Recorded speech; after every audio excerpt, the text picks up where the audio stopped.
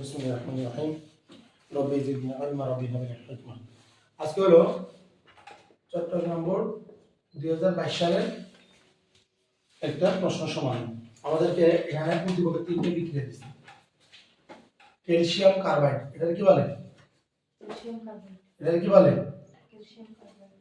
মাথা রাখতে হবে, এই ক্যালসিয়াম যেটা কার্বাইড, এই যৌগটা আপনি এই বইতে একবারে দেখবেন, এমনকি এটার জন্য কিছু চিন্তা করবেন না। টোটালি জানেন আছে এটাই চিন্তা করেন, আর কোনো কিছু চিন্তা করা যাবে না।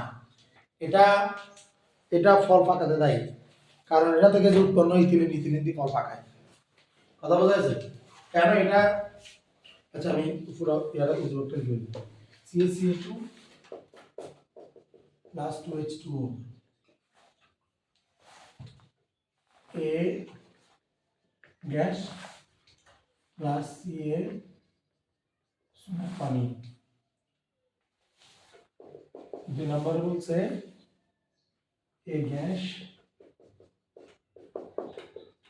Plus hydrogen C gas. নম্বরে বলতেছে C gas plus hydrogen D gas.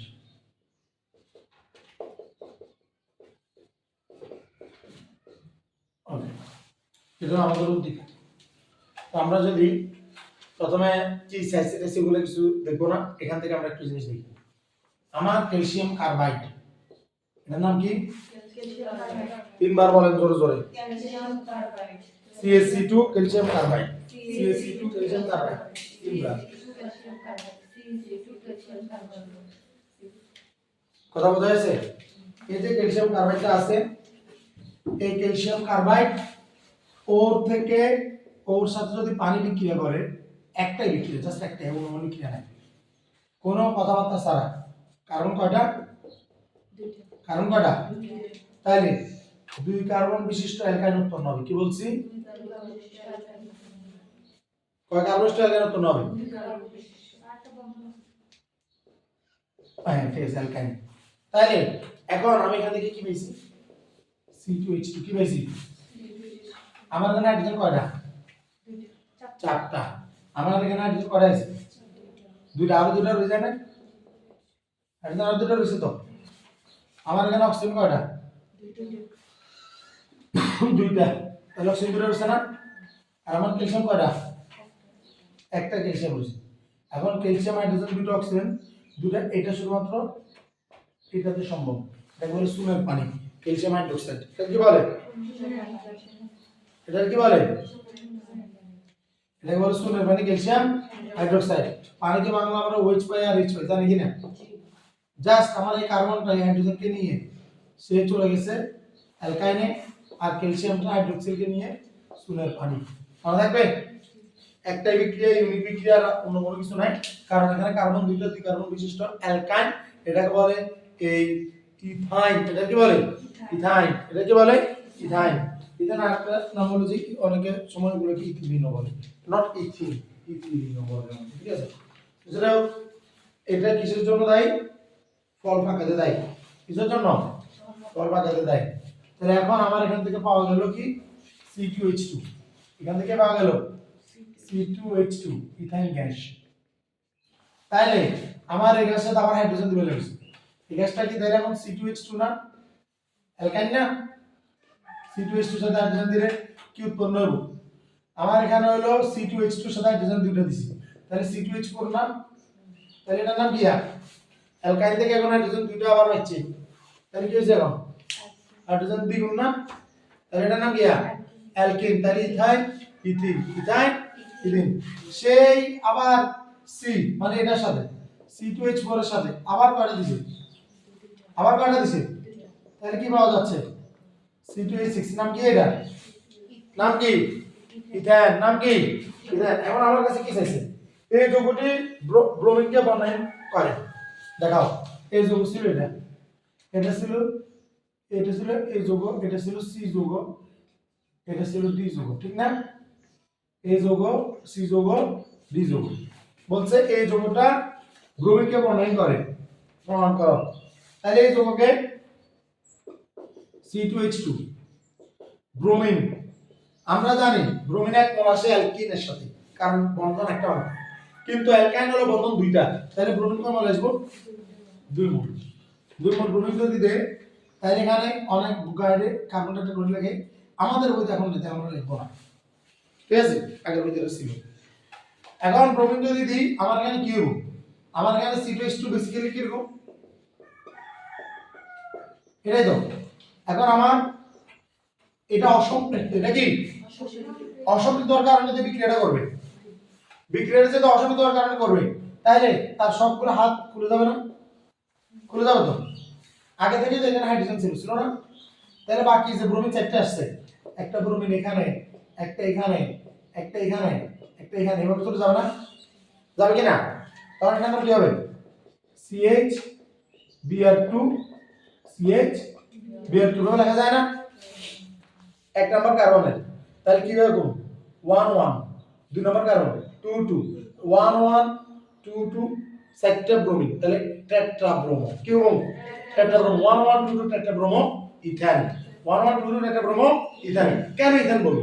কারণ তারা এখন সবগুলো সম্পৃক্ত হয়ে গেছে, সবগুলো বন্ড একসাথে চলে আসছে। কথা বোঝা গেছে? আল্লাহর রহমতে আমাদের এটা পুরো প্লেলিস্ট আছে, ঠিক আছে, প্রত্যেকটা দিনের ক্লাস আমাদের আছে। তুমি যদি এটাই না থাকে তুইগুলো ধরে আসলে দেখবে যে আল্লাহর রহমতে তুমি খুব খুব ভালো বুঝবে, ঠিক আছে। এটা আল্লাহর রহমতে আমাদের মানে আমাদের শুনে অনেক ভালো লাগে এগুলা, এগুলোর মধ্যে বাদ দিলে মানে এগুলো সমস্যা। এটা বোঝা গেছে তো? পারা যাবে না ইনশাআল্লাহ।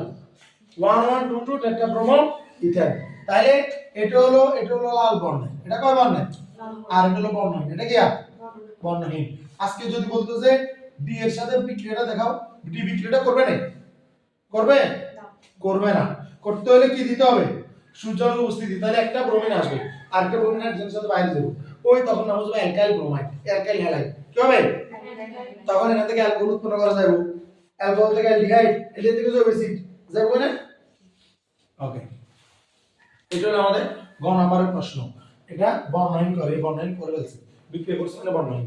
তারপর প্রশ্ন জিজ্ঞাসা প্রথমে ডি যৌগ থেকে মিথাইল গ্যাস তৈরি প্রস্তুত করা, আবার বড় করে দিলে আবার ডি যৌগ হলো এটা থেকে মিথাইল গ্যাস প্রস্তুত। তো তাহলে আমরা জানি তো C2H6 এর লগে আমাদের ক্লোরিন দিতে হবে বা ব্রোমিন দিতে হবে, রাইট? দিতে হবে কিভাবে?